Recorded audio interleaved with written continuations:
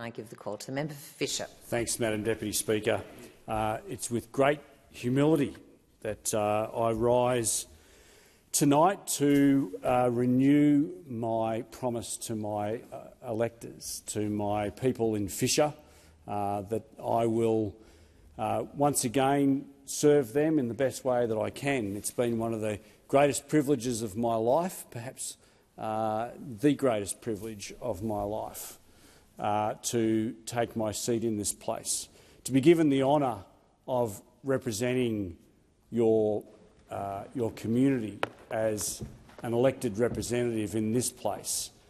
Every time I drive up into this place and I see the flagpole, that special goosebumps that you get when you see that flagpole, to the newbies in the room, I hope you never lose it, because it is incredibly special.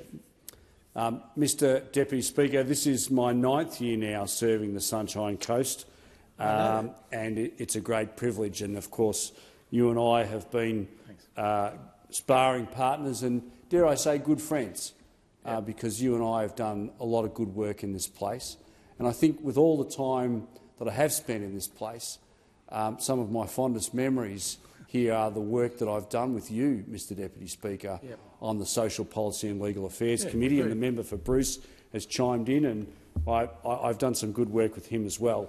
But I do hold, and of course, our look, I love yous all, as Jeff Fennick would say. I love yous all. But in all seriousness, Mr Deputy Speaker, you and I have done some really life-changing work, and I'm very proud of that work. Me too. As you should be, Mr Deputy Speaker. John Howard is renowned for having said that when it comes to elections, the people never get it wrong. And I think he's right. Again, he's right. I'm not going to go into some diatribe of all the things that we did wrong in the last election, although I'm sure the member for Bruce would love me to. But I'm sure you do. But this next short while will be a period of self-reflection, because it's important that we take a good, long, hard look at ourselves to see where we went wrong. And I've lost a lot of good friends that are not here today, not here in this sitting term, because of the many things we did that we shouldn't have done, and the many things that we didn't do that we should have done. And I'm very sad for them, and I hope that they're getting over what is no doubt a pretty significant grief of not being in this special place serving their communities. But, Mr Deputy Speaker, since the election, I've hit the ground running in my usual style. I've done 20 listening posts since the election, because it's really important that we do listen. I always draw upon the analogy that the good Lord gave us 2 ears and 1 mouth, and we should use them in that order. We need to listen a lot more than we do speak, and the Vicar General in the church service yesterday spoke about that very thing. Mr Deputy Speaker, as I sit and listen to those members opposite on their victory lap, for many of them, I'm not going to criticise the newbies because it's a very special time for them. But clearly the Prime Minister is on a victory lap. And I would just say to the Prime Minister and senior members of the government that it is incredibly important that they understand that Australians are still absolutely hurting. Nothing has changed. We are still in a period where more small businesses have gone to the wall in the last 3 years than in any other period in modern Australian history. And as a small businessman of some 30 years before I went into politics, I feel their pain. It seems like the world is just getting more and more and more complicated. And that's not just at the feet of the current government. I think that's almost universal. I think back to my days when I was a young carpenter, swinging a hammer for a living, and life seemed to be so much more simple in the 80s. But of course we can't just hanker for the past, we've got to live in the future. But we really do in this place need to take stock. Every single bill that gets tabled in this place, as lawmakers, as parliamentarians, we should take stock and stop and think about how is this going to impact upon Mum and Dad Australia and small businesses. Because small businesses are not just the backbone of my electorate in Fisher, they are the backbone of the Australian economy. They don't have human relations departments, they don't have in-house lawyers, they don't have IT specialists. It's mum or it's dad or maybe both sitting up at night doing the books. My dad used to say he feels like an unpaid tax collector when he was a motor mechanic for nearly 70 years. And nothing's changed. If anything, it's just got a whole lot worse. So I call upon my colleagues in this place to think about every single law that we look to pass, about the consequences that they cause upon everyday Australians. Every law that we pass makes life often more and more complicated. And of course, over the last 3 years in particular, we've seen a significant increase in the cost of living. Groceries are up, rents are up, mortgages have been significantly up. Everything has gone up. The cost of energy. The cost of energy under this government is crippling Australian families. There are now 300,000 Australians in energy debt. 300,000 Australians who cannot pay their energy bills. Just stop and think about that for a moment. That's people who in summertime can't afford to turn the air conditioner on. In wintertime, they can't afford to turn the heaters on. There are so many Australians that they can't heat and they can't eat together. They've got to make a decision. Do I stay warm and not eat, or do I eat and not stay warm? And that includes families across my own electorate. So my heart goes out to those people and those small businesses that are doing it tough. I often remark, and have remarked over the last 9 years, that unless you have sweated blood, wondering about how you are going to make payroll tomorrow, as many small businesses are doing tonight, payday tomorrow, and hundreds of thousands of small businesses tonight are making decisions about how they are going to pay their staff. And do you know what? They are very often dipping into their mortgages. They are very often dipping into their overdrafts to pay their staff tomorrow. So many small businesses business owners put themselves last. They will pay their staff before they pay themselves. And so I say to those small business people out there in Australia, we hear you. We understand the pain that you are going through, but I'm not sure that the government does. In fact, I'm quite certain that they don't. Mr Deputy Speaker, over the last 9 years, I have been absolutely driven, as the federal member for Fisher, to deliver for my local community on essentially 4 pillars. Those 4 pillars are infrastructure, healthcare, small businesses, which I've spoken a lot about already, and protecting our future and the safety of Australians. Now, in my first 2 terms in this place, the first 6 years, I've been able to secure funding when we were in government for increases and better funding for the Bruce Highway, $3.4 billion for rail, to bring rail from Biwa into Batinia. I got funding for the Mooloolah River interchange. I got funding for 3rd Avenue upgrades. Unfortunately, though, the member for Ballarat, the Minister for Infrastructure, in her infrastructure cuts, cut the funding for the Mooloolah River interchange. She cut the funding for 3rd Avenue.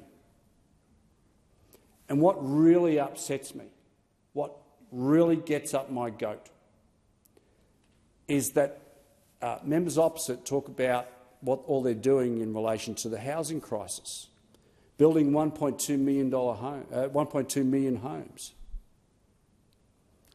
But when this government, when this callous federal Labor government cut funding for the Mooloolah River interchange, the then state Labor government had demolished over 100 homes to make way for the Mooloolah River interchange upgrade. That's hundreds of Sunshine Coast locals that were evicted from their homes to make way for a road that the federal government then cut funding for. And yet this government talks about all that they're doing in relation to building homes, which has never eventuated, some $10 billion in their Housing Australia Future Fund, and that actually homes were demolished, people were evicted, and for nothing. Until, of course, the Crucifulli government in Queensland was elected, and to their eternal credit, David Crucifulli reinstated 100% of the funding for the Mooloolah River interchange. So, as it turns out, those people weren't evicted from their homes for nothing, but they would have been but for David Crucifulli and the LNP state government. Mr Deputy Speaker, one of my passions in this place, and you know this pretty well, has been my great interest in mental health. There are millions of Australians tonight who aren't just sad, they're not just down about something, they suffer from anywhere between mild to very chronic mental health conditions. My family has lived this path. We've walked that path for more than 20 years. And I want to say to those millions of Australians that, particularly in my electorate of Fisher, that I will do, even though we are in opposition, I will continue to hold this government to account in relation to issues around mental health. In the 6 years that we were in government, I was able to secure funding for $12 million to build the Wishlist House, which provides accommodation for families where they have a sick person at the Sunshine Coast University Hospital. I was able to secure more than $20 million for the Thompson Institute, which is the first research centre for post-traumatic stress disorder for our first responders and our veterans. I was able to secure more than $6 million to build Australia's first residential eating disorder facility. And based on the experiences that we learnt in that process, Greg Hunt, when he was the Health Minister, he allocated $70 million to build a a dedicated residential eating disorder facility in every state in this country. Because prior to that, if you had a loved one that suffered from an eating disorder, you basically had, and it was a chronic eating disorder, you had to travel to Sweden or the United States. And whilst the rollout by the states has been appallingly slow, I'm very pleased to see that they are finally starting to get on with spending that money and building facilities in their respective states. Mr Deputy Speaker, we live in uncertain times. Everybody talks about that. As the former Deputy Chair of the PJCIS, the Parliamentary Joint Committee on Intelligence and Security, the member for Bruce served admirably on that committee as well. We worked very well together. There is no doubt in my mind that we live in perilous days. The security of Australians from a national security perspective is at greater risk today than they have ever been, perhaps with the exception of up until 1945. Australian government departments, businesses are subject to constant cyber attacks from the likes of Russia, China, North Korea and Iran. And it is incredibly important that we, as a parliament, ensure that our security agencies are properly equipped with the legislation and the tools and the funding that they need to be able to keep our country safe. And I'll take this opportunity to suggest to the government once again, to implore the government to look at the national security strategy that Jim Molan has put up in the past. It is not enough, as the government has done, is to institute a national defence strategy. A national defence strategy is just one aspect of a national security strategy. The defence of our nation involves the entire community: business, local government, state governments, territory governments, the business community, both small and large. The whole entire civil society needs to be on board to assist us to defend this nation. Because, make no mistake, Mr Deputy Speaker, this country is under attack. It is under attack every single second of every single minute of every single hour of every single day. And it's all very well for the Prime Minister to be in China, but if we do not recognise the threats that we constantly face by the likes of the Chinese Communist Party, by the likes of North Korea and Iran and Russia, we are turning a blind eye to those risks, and we do that at our peril. Mr Deputy Speaker, this has been a sobering experience, this last election. For my colleagues, I acknowledge in the chamber the member for Monash and the member for McPherson, who used to work for me. I'm very proud of him to be in this place, but still it is a very sobering moment. We have much to learn. We have to go through this period of listening as to where we went wrong. We need to develop our policies without losing our values. And I know that the Shadow Defence Minister sitting at the table here will play a very important role in that policy development, and I look forward to working with him. There are many other things I could say, Mr Deputy Speaker, in the time remaining, but I do want to thank my family for putting up with me and this very strange career that we've all chosen. I want to thank all of the 573 volunteers that helped me on my campaign. I would not be standing here representing you but for those 573 people I'm immensely humbled by the hard work that you put in. I want to thank you. I want to thank the people of Fisher for showing their support. I will not let you down. I will work hard every single day that I'm in this place. I thank the member for Fisher, and I'd also like to acknowledge the work you've done for people with mental health issues in this parliament and elsewhere. So thank you.